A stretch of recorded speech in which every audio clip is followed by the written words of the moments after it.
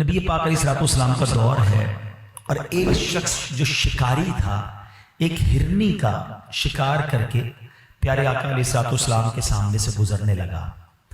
اللہ کے حبیب علیہ الصلوۃ والسلام کو رب نے بہت سارے کمالات اور بہت سارے معجزات سے نوازا تھا۔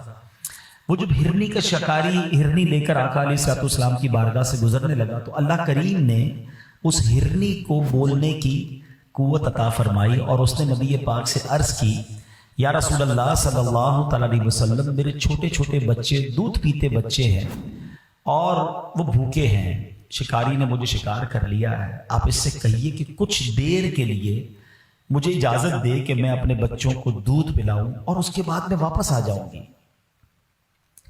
اب یہ بڑی امیزنگ بات ہے کہ جانور بات کر رہا ہے اور آقا علیہ الصلوۃ والسلام اس کی بولی بھی سمجھ رہے ہیں، لیکن اس سے بڑی کمال کی بات یہ ہے کہ نبی پاک اسے جواب بھی عطا فرماتے ہیں اور فرماتے ہیں کہ اگر تم واپس نہ آئی تو کیا گارنٹی ہے، کیونکہ نارملی دنیا میں یہ ہوتا ہے کہ کوئی چیز شکار کر لی جائے اسے چھوڑ دے تو وہ بھاگ جاتا ہے، جانور یا پرندہ واپس تو نہیں آتا، مگر نبی پاک علیہ الصلوۃ والسلام کی بارگاہ میں وہ ہرنی عرض کرتی ہے کہ حضور اگر میں واپس نہ آؤں تو مجھ پر اللہ پاک کی ایسی لعنت ہو جیسی اس شخص پر لعنت ہوتی ہے جس کے سامنے آپ کا ذکر کیا جائے اور وہ درود نہ پڑھے۔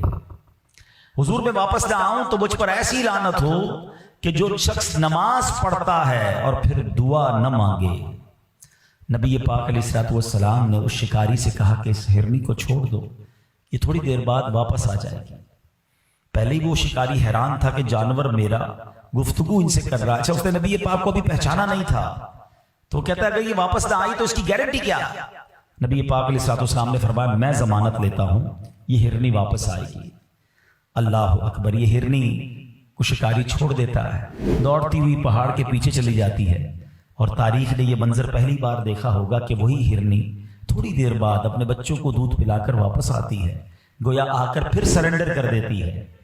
یہ اتنا ہی خوبصورت واقعہ، یہ انسیڈنٹ جاری ہے، مگر بات اور خوبصورت کیا ہو جاتی ہے کہ جبریل امین اب حاضر ہوتے ہیں اور نبی پاک علیہ الصلوۃ والسلام کی بارگاہ میں عرض کرتے ہیں کہ حضور اللہ کریم آپ کو سلام ارشاد فرماتا ہے اور ارشاد فرماتا ہے کہ میں آپ کی امت پر اس سے زیادہ مہربان ہوں جتنی ہرنی اپنی اولاد پر شفقت کرتی ہے۔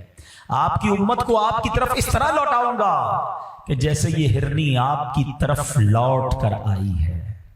میرے پیارے اسلامی بھائی، کمال مصطفیٰ صلی اللہ تعالی علیہ وسلم کے جانور نبی پاک سے گفتگو کر رہے ہیں اور آقا جانوروں کی بولیاں بھی سمجھ رہے ہیں اور انہیں رپلائی بھی دے رہے ہیں۔ یہ اللہ نے کیسا کمال سرور کائنات علیہ الصلوۃ والسلام کو عطا فرمایا۔ دوسری بات، ایز اے گارنٹی اس ہرنی نے جو بات کی وہ بڑی یوں سمجھیے ہمارے لیے سبق آموز ہے کہ حضور اگر میں واپس نہ آؤں تو مجھ پر ایسی لعنت ہو جیسی اس پر لعنت ہوتی ہے جس کے سامنے آپ کا ذکر کیا جائے اور آپ پر درود نہ پڑھے۔ یہ بڑی اہم بات ہے۔ نارملی ہم لوگ درود پاک پڑھنے کو بڑی فضیلت کی بات سمجھتے ہیں اور سمجھنا چاہیے، لیکن اس کو گرانٹڈ لے لیتے ہیں کہ پڑھ لیا تو ٹھیک ہے، نہیں پڑھا تو کوئی بات نہیں۔ ایسا نہیں ہے۔ بینگ اے مسلم، یہ ہم پر نبی پاک علیہ الصلوۃ والسلام کا حق ہے کہ امتی آقائے دو جہاں صلی اللہ تعالی علیہ وسلم پر درود پڑھے، اور اسپیشلی جب نبی پاک صلی اللہ تعالی علیہ وآلہ وسلم کا نام لیا جائے، آپ کے اور ہمارے سامنے جب آقا علیہ الصلوۃ والسلام کا نام لیا جائے تو تب درود ضرور پڑھنا چاہیے۔ تو اپنی عادت بنائیں کہ نبی پاک پر درود کثرت سے پڑھتے رہا کریں۔ اور دوسری بات جو اس نے کہی کہ حضور اگر میں واپس نہ آؤں تو ایسی لعنت جیسی اس پر ہوتی ہے کہ جو نماز پڑھے اور دعا نہ مانگے۔ یاد رہے کہ نماز کے بعد جو وقت ہے نا اسپیشلی وہ خاص قبولیت دعا کا وقت ہے، لیکن کچھ لوگوں کی عجیب عادت ہے، نماز پڑھیں گے دعا نہیں کریں گے بھاگ جائیں گے۔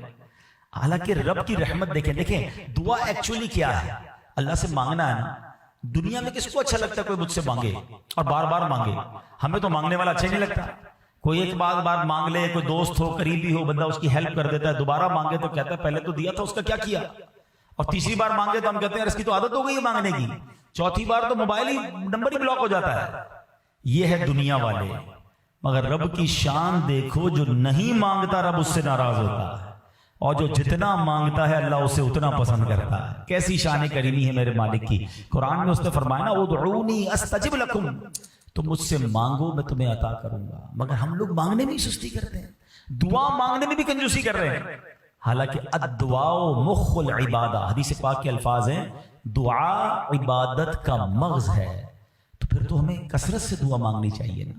تو پتہ چلا کہ دعا نہ مانگنے والے سے رب ناراض ہوتا ہے۔ اچھا، پھر ایک اور کمال کی بات یہ ہے کہ اس ہرنی نے پیارے آقا علیہ الصلوۃ والسلام سے یہ نہیں عرض کی کہ حضور مجھے چھڑوا دیں، شکاری نے مجھے پکڑ لیا ہے۔ ماں چاہے جانور کی ماں ہو، اس کو خیال اپنے بچوں کا ہی ہوتا ہے کہ حضور میرے بچے بھوکے ہیں، مجھے اجازت دلوائیں، میں اسے دودھ پلانا چاہتی ہوں۔ اور اب اگلی بات جو رب عز و جل نے ارشاد فرمایا کہ اے محبوب، تمہارا رب تمہیں سلام ارشاد فرماتا ہے، اور یہ ارشاد فرماتا ہے کہ جیسے یہ ہرنی لوٹ کر آئی ہے، رب فرماتا ہے تمہاری امت بھی تم پر لوٹا دوں گا۔ اس ہرنی کو اپنے بچوں سے جتنا پیار ہے، رب تمہاری امت پر اس سے زیادہ بھی مہربان ہے۔ سبحان اللہ، یہ اتنی مہربانی ہم پر کیوں ہے؟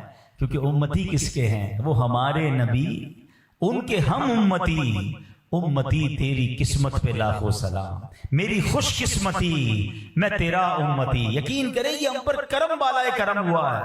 پچھلے دنوں سوشل میڈیا کے پر ایک پوسٹ بڑی گردش کر رہی تھی کہ 200 سے زیادہ ملک ہیں دنیا میں، 400 سے زیادہ مذہب ہیں، ہزاروں قومیں ہیں، یہ رب کا ہم پر کتنا بڑا احسان ہے کہ ہمیں امت محمدی میں پیدا فرما دیا ہے۔ یہ صرف اللہ کی مہربانی ہے، ہماری تو کوئی اوقات نہیں نا، بن مانگے دیا اور اتنا دیا، دامن میں ہمارے سمایا نہیں۔ تو بہرحال میرے پیارے اسلامی بھائیوں، اس ایک واقعے سے ہم کو یہ سبق مل رہا ہے کہ درود پاک جو ہے وہ کثرت سے پڑھنا ہے، اور بالخصوص جب نام مصطفیٰ صلی اللہ تعالی علیہ وسلم ہم زبان سے لیں یا سنیں، اسے ضرور ہمیں درود پاک پڑھنا چاہیے۔ تو درود پاک ہماری زندگی میں، ہمارے شیڈیول میں